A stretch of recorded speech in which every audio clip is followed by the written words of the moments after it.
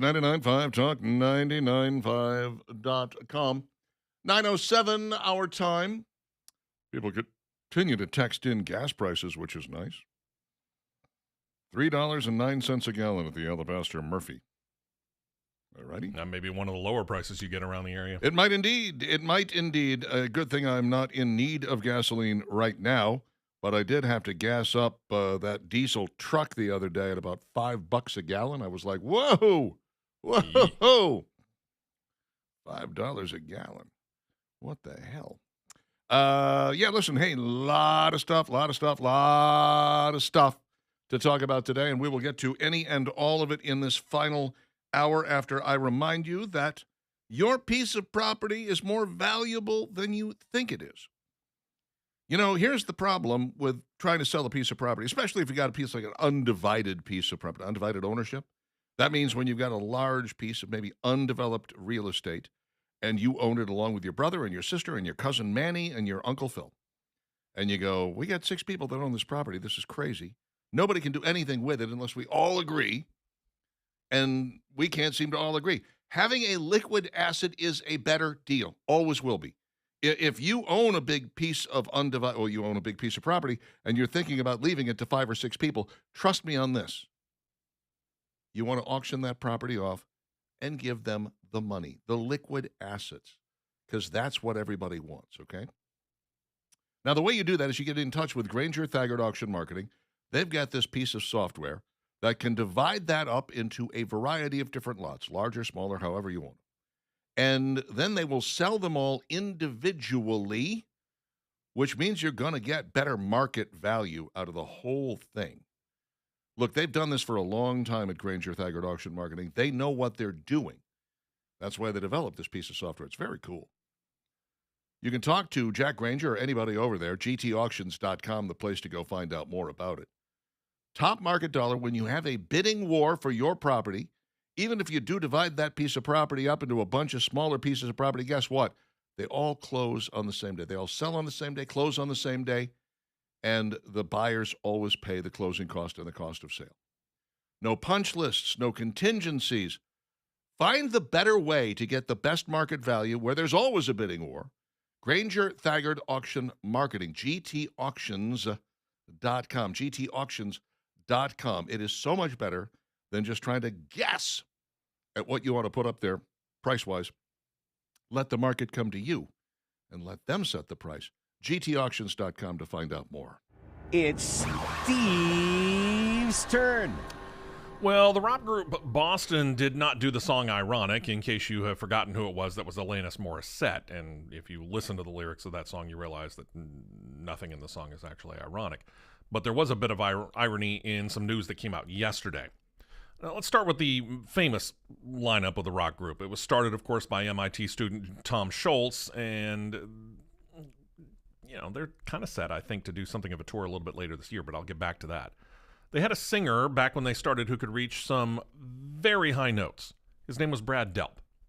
Delp was considered to be a kind of a depressive kind of a person from his teenage years on to the rest of his life. And it was on March the 9th, 2007, that Delp was found dead in his home in New Hampshire, having taken his own life via a very strange way of doing it. Carbon monoxide poison revealed later in that he brought 2 charcoal grills into his home, put them in his bathtub, lit them, closed all the windows and the doors, and filled the room with smoke, and he died basically by smoke inhalation, carbon monoxide poison. That brings us to what came next. Scholz was alerted to a gentleman, discovered a guy, basically, who was a major fan of the band. His name, Tommy DiCarlo.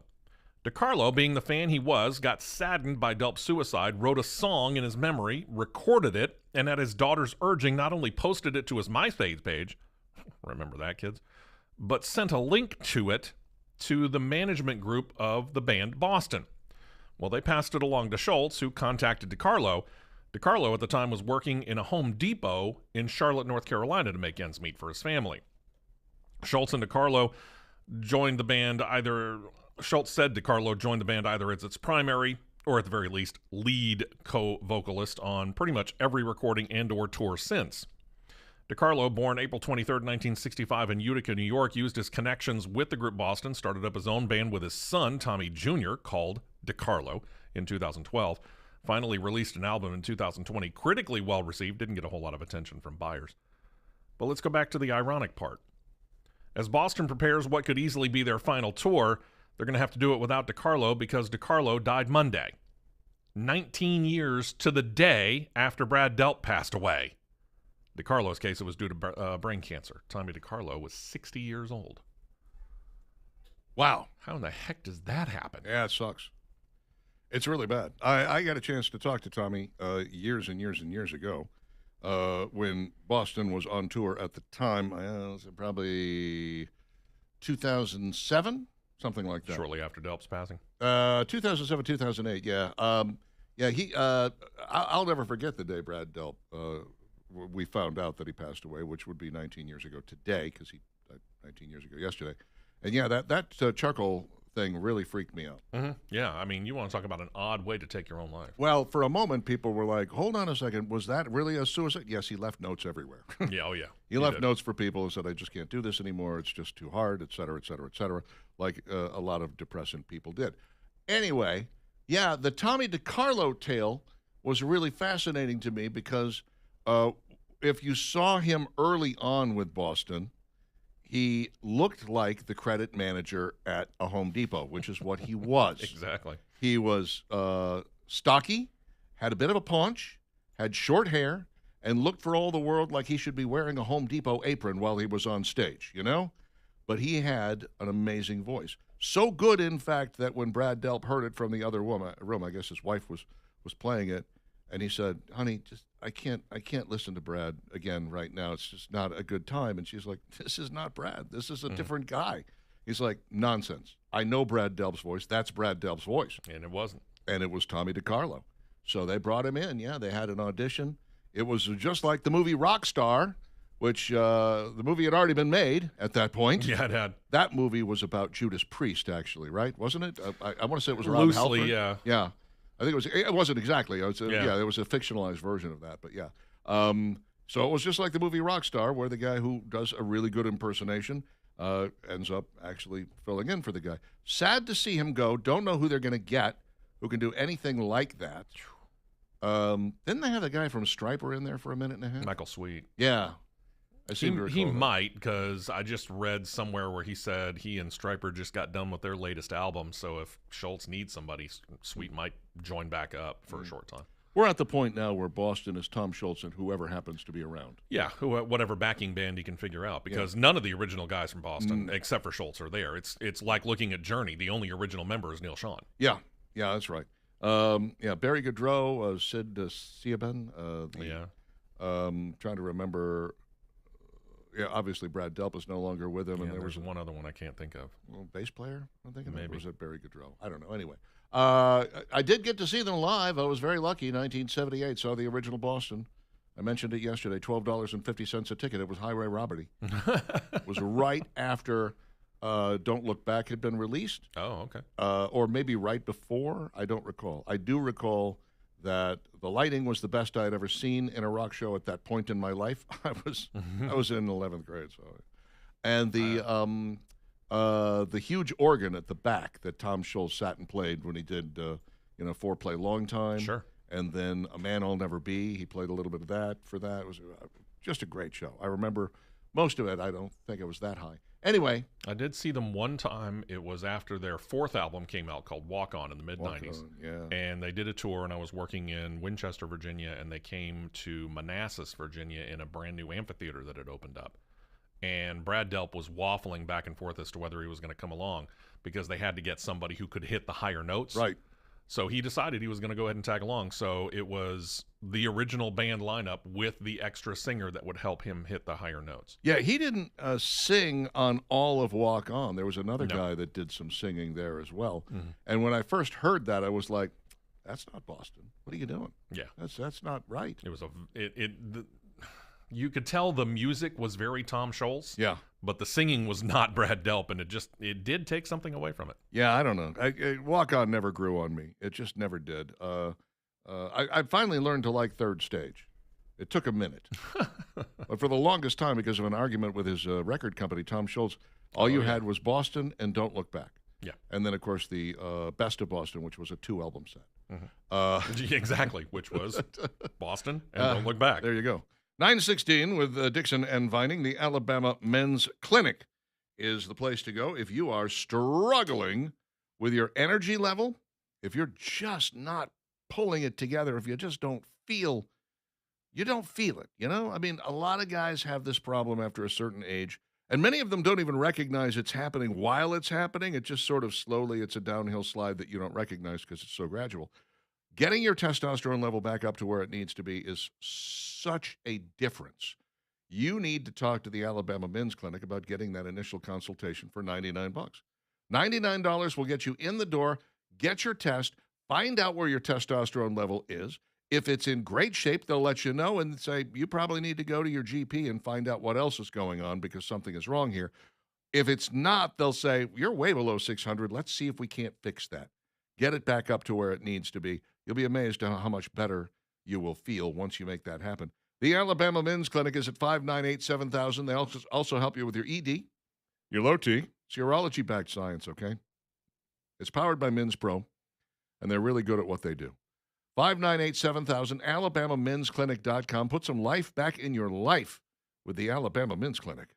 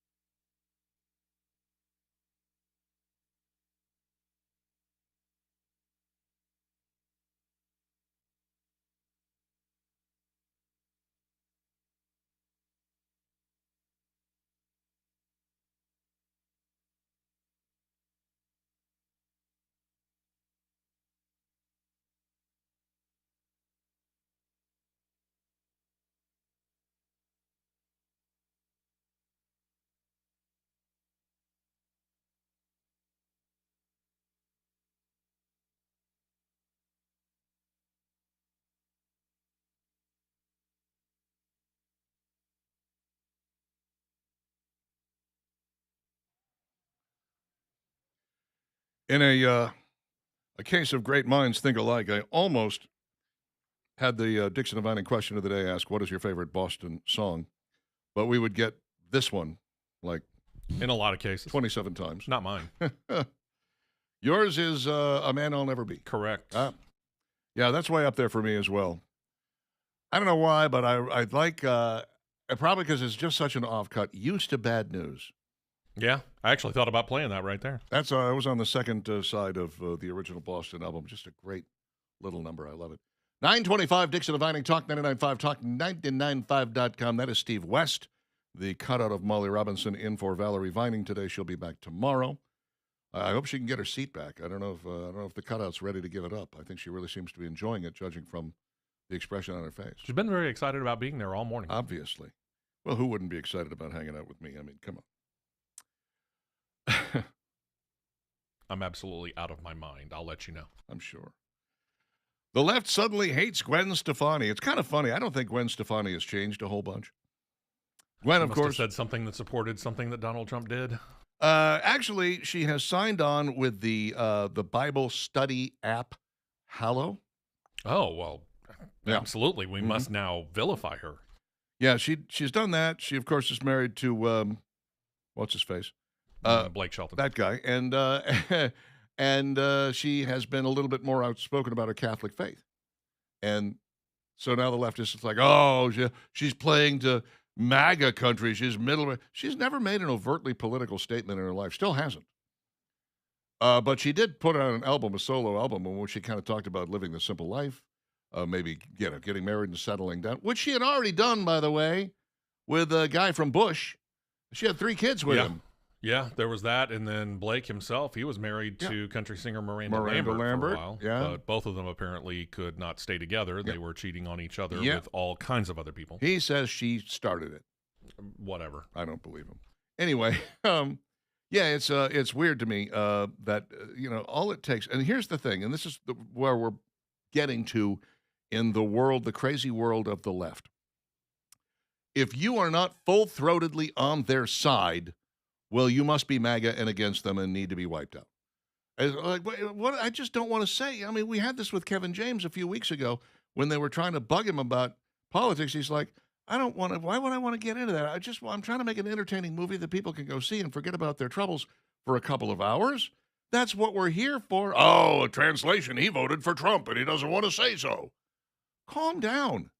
First, you don't know that? Well, I mean, and more importantly, who cares who he voted for? He made a good movie. You're supposed to go see it, watch it, enjoy it. If you hate it for the movie's sake. Try not to worry so much about who he voted for. People voted for Trump, 77 million of them. I don't know if you heard. It was quite a few. So, these people, they don't make overtly political statements. And because they're not full through, yes, LGBTQIA++ is the absolute best. If you don't say that out loud and shout it from the rooftops, you must be MAGA. Let it go, people. Let it go. Speaking of letting it go, Pixar has made a few changes that is making them slightly less woke. Part of it has to do with, a movie called Elio. That's out or has been out already, hasn't it? I think so, yeah. That sounds right. I don't really know. Anyway, 2 new directors made a slew of changes, including excising elements that suggested Elio was gay. Earlier versions included a pink bicycle and a scene in which he imagined raising a child with his male crush. According to people who worked on the movie, the changes disappointed some at Pixar, which has gender-neutral bathrooms and a history of supporting LGBT employees. You can support them without having gender-neutral bathrooms. Anyway, they were further discouraged by the removal of references to a character being transgender in a Disney Plus series called Win or Lose. I remember when they did that. Yeah, I remember that story. Doctor said Pixar found some parents didn't want entertainment to force them to have a conversation they weren't ready for with their children. Go figure. We're making a movie, not hundreds of millions of dollars of therapy, he said. Right. Yeah, Elio came out last year. Okay. More recently, Hoppers featured zanier cartoon comedy and less tear-inducing pathos than audiences may expect from the studio behind Up. During production, the filmmakers toned down its pro-environmentalism story in an effort to make it more balanced. It felt like a message movie. Yes, you guys are starting to get the hang of things. You're making entertainment for the masses. I don't know if you've ever done this, but there are times, especially back when there was always more month than money, you know? Oh, sure. And you'd be watching a TV show, and these people would just be profligate spenders. They would do this, that, or the other thing. They'd screw up. They'd make mistakes. They'd lose a whole bunch of money. I'm like, how are they able to afford this? They never wrote in scripts where the money came from or how much they had, but money was never an issue in most of these shows. So you Why? were watching Friends too. Okay. Yeah, I mean, you know why money was never an issue? Because money's an issue in your life, and you'd like to forget about it for a while. Exactly. You want to watch some people who are living the kind of life you wish you were living. And yeah, Friends was in there. Seinfeld was in there. I mean, I don't know. Kramer didn't have a job. He somehow always had money. Costanza How did he got afford fired that from apartment with no job? Exactly. He was on strike from what, a bagel a company? bagel company. He's getting strike pay for all that time. Costanza got fired from job after job after job, and somehow he managed to. I think the only one who's really doing well outside of Jerry was Elaine. Anyway, 9:30, Dixon and Vining, Talk 99.5. Stick around.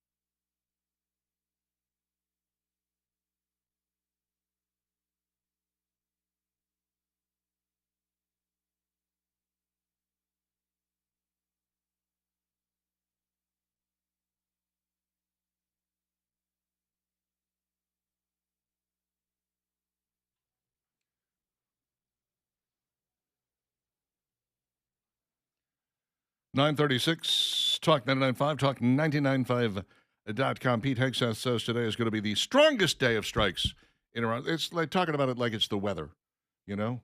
Yes, huge missile strikes over the northern section of Iran today. The southern section is going to be dealing more with drone attacks. That's going to be and that'll be late in the afternoon. You don't have to worry about that this morning. It's going to be good. They really are starting to get a little laissez-faire about it, probably because once you gain air superiority over a country, it's shooting fish in a barrel at that point, you know? And Yeah. we've had air superiority pretty much since day 2, you know? It's not really that they had much of an Air Force, and whatever Air Force Iran had was really a whole bunch of older airplanes from either us that they got through different channels or the old Soviet Union. Well, they did get. They had some Iraqi ones. Remember when Iraq vaguely. took all of their planes and flew them into Iran and said, "Here, keep these." Even though they had just been at war with Iran, they were like, "We'd rather you have our planes than that they get blown out of the sky by the Americans." Sure. Very strange. Very strange. Fighters about as good as what? Scuds. Let's talk about your water, which is terrible. Sorry, did I spoil the lead on that? It's terrible. Your water is awful. It's full of hardness. You know, there's a lot of limestone in the area, and they can't seem to figure out how to get that out of there. And there's also a whole bunch of chemicals, ground chemicals in there. That's just the reality of the situation. It's always been that way in the Birmingham metro area. They cover a lot of it up with chlorine. We've got some of the most chlorinated water I have ever seen or experienced. You can sometimes just stand in the shower and smell it like you're in a trench in World War I. Ugh. No thanks. What you need is Aqua Systems to come in and take all of that out of the water. I'm talking about the hardness. I'm talking about the chlorine. I'm talking about the chemicals. They will make all of that go bye-bye and give you the softest, bestest, chemical-free water you have ever experienced in your life right there coming out of every faucet in your home. And if you want the under-the-sink reverse osmosis system, which I have, that's the whole home system. And that is thebomb.com. Now, you may live in an area where there's microplastics or forever chemicals. They've got a system to take those out as well. And if you live in that area, you really need this system. It's a good idea. You're going to thank me for it later. What you do is you call up my friends at Aqua Systems, 383-3999, and you say, send someone over. Give me one of those demonstrations Dixon's always talking about. I understand there's no obligation. I understand you don't even get a commission. So there's no rush. You don't care whether you sell me anything or not. You're just here to educate me. And that's exactly what they do. They will come out. They will educate you about why Aqua Systems water is better, why it works better than other systems, and why you are going to love your Aqua Systems system. Zero down, $60 a month. That's as low as they can go right now. Zero down, $60 a month. And once you've had this water, you say, worth every penny. You can stop buying so many cleaning chemicals. You can stop buying so much shampoo, stop buying so much dishwasher detergent and laundry detergent, and you can stop buying bottled water right off the top. I mean, you're saving money on day one. You got to get in touch with these guys. Aqua Systems, 383-3999, 383-3999. Find them online at iwantgreatwater.com, iwantgreatwater.com. You'll be dealing with the same water I have every single day, and love it. Okay, Reese's has teamed up with a company called Hismile. And they are creating something that I think everybody and their brother is going to want. Toothpaste. Well, it's a need. Mm-hmm. Why am I going to want this version? Because it's peanut butter cup toothpaste, Steve. What? It's toothpaste that tastes like a Reese's peanut butter cup. Okay, then. Mm-hmm. If this was announced on April 1st, I'd be like, okay, you're messing with me now. Sure. But apparently not. This is the reality. Limited edition drop captures the unmistakable chocolate and peanut butter flavor profile and somehow translates into a sugar-free fluoride plus formula with a cooling finish. So yes, you can now brush your teeth with something that tastes like a candy aisle legend. According to the brands, the toothpaste delivers the signature Reese's flavor up front before finishing with Hismile's cooling afterfeel. The collab is only available in Australia and New Zealand. Oh, sure. Oh, there you go. Via Hismile's website, which means the rest of us will either be jealous, confused, or Googling international shipping rates. Yeah, or paying the shipping rate. Oh, I'll take 2, please. Why won't you release this in the United States? Does there need to be a big warning on the side of this that says, do not swallow this? Probably. Be a good idea. Although most toothpastes are safe to swallow. I guess they are, yeah. But, ew. Yeah. I mean, they put it inside those chocolates in the Russell Stoverhart, Well, and speaking of checking shipping, we did this last night when we were at trivia. One of the trivia guys came across a new Oreo, and this thing is they took a regular Oreo, they made it into a turtle effectively. So you have a little Oreo in a turtle, and you get 12 of them in a box. Okay. I think I've heard of this, yeah. Yes. Yeah. Do you know how much they're asking for it? It's a lot. You can't find it in the store. You have to only get it online. It's like $60 for 12 of them, isn't it? $50. $50, yeah. And that's not including the shipping and handling. For a dozen. Yeah. I saw that. I remember looking that up myself because as soon as you hear about, wait a minute, an Oreo inside a turtle? Yeah. I'll sounds take tasty. I'll take a dozen. $50. Not for $50. I'm not taking a dozen. George Clooney and Casamigos crew has launched a non-alcoholic beer brand. Oh, here we go. More non-alcoholic stuff. Mm-hmm.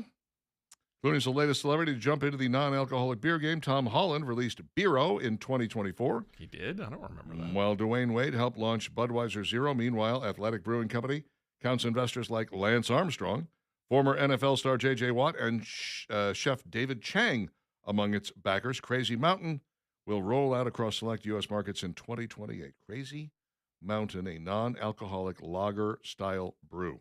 Okay, wait a second. All these things go in fads. Are we not worried about the fact that by 2028 we're going to be kind of past this fad?